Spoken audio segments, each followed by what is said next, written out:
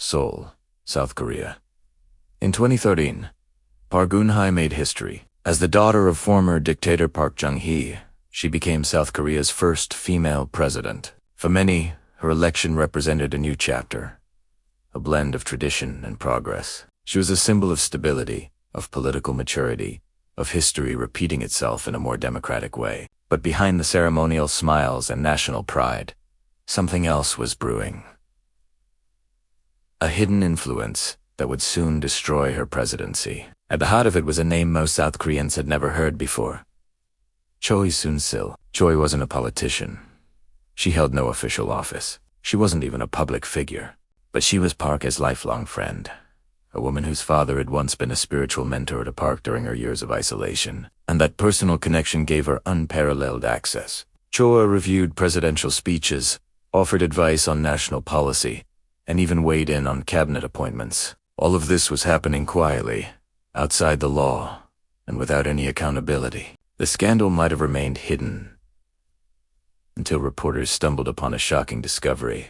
Investigations revealed that Choi had set up non-profit foundations, including the Mir and K-Sports foundations, which had received tens of millions of dollars in donations. These donations came from some of the most powerful conglomerates in South Korea: Samsung, Hyundai, Lotte, and others. The suspicion was clear. Choi had used her friendship with the president to pressure these companies into funding her private projects, promising favorable treatment in return. Samsung, the crown jewel of South Korea's economy, quickly became the centerpiece of the scandal. Prosecutors accused its heir, Lee Jae, of authorizing massive payments and gifts, including horses for Choi's daughter, who was a professional equestrian.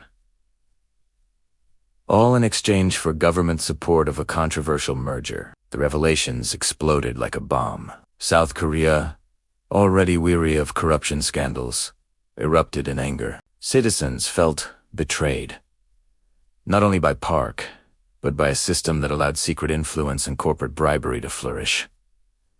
Then came the candles. The candlelight protests began quietly in October 2016, with small groups gathering in central Seoul. But within weeks, the movement swelled. Every weekend, hundreds of thousands, eventually millions, filled the streets. Parents brought their children. Students marched with signs. Elderly citizens stood shoulder to shoulder with the young. Entire families carried candles, demanding the resignation of their president. It was one of the largest and most peaceful protest movements in modern history. The message was simple: Geun hye must go.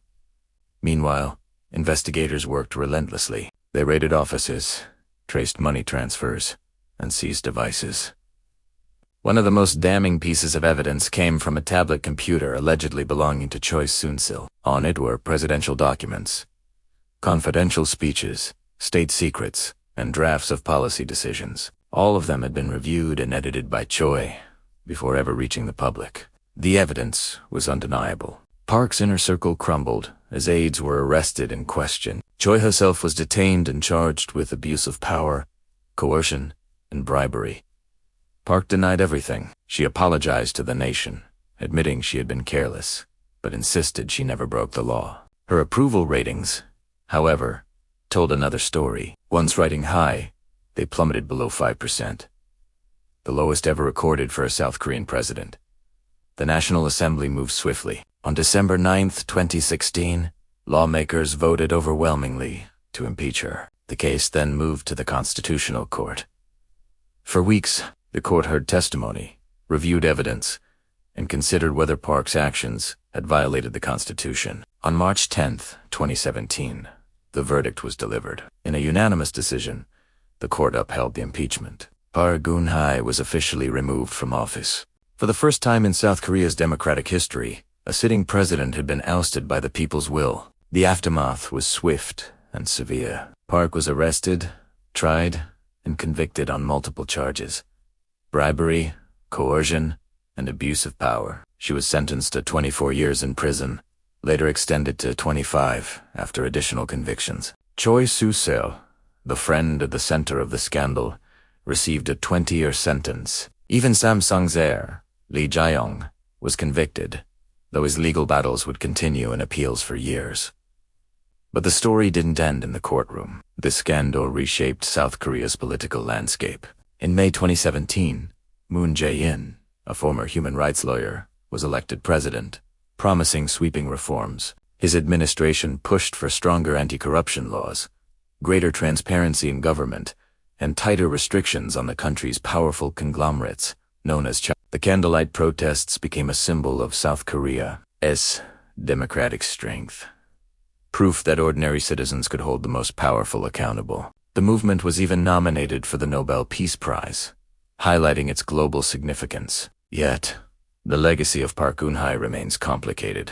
In December 2021, after serving nearly 5 years in prison, she was granted a presidential pardon on health grounds. Supporters welcomed her release, seeing her as a victim of political retribution. But for many others, her downfall remains a cautionary tale, a reminder of how personal ties, unchecked influence, and hidden corruption can topple even the most powerful leader. Park Geun hye's presidency will not be remembered for breaking barriers as South Korea's first female president, but for breaking the public's trust. Her story is one of influence, friendship, and a downfall that shook an entire democracy. A case file that still echoes through the streets once lit by millions of candles.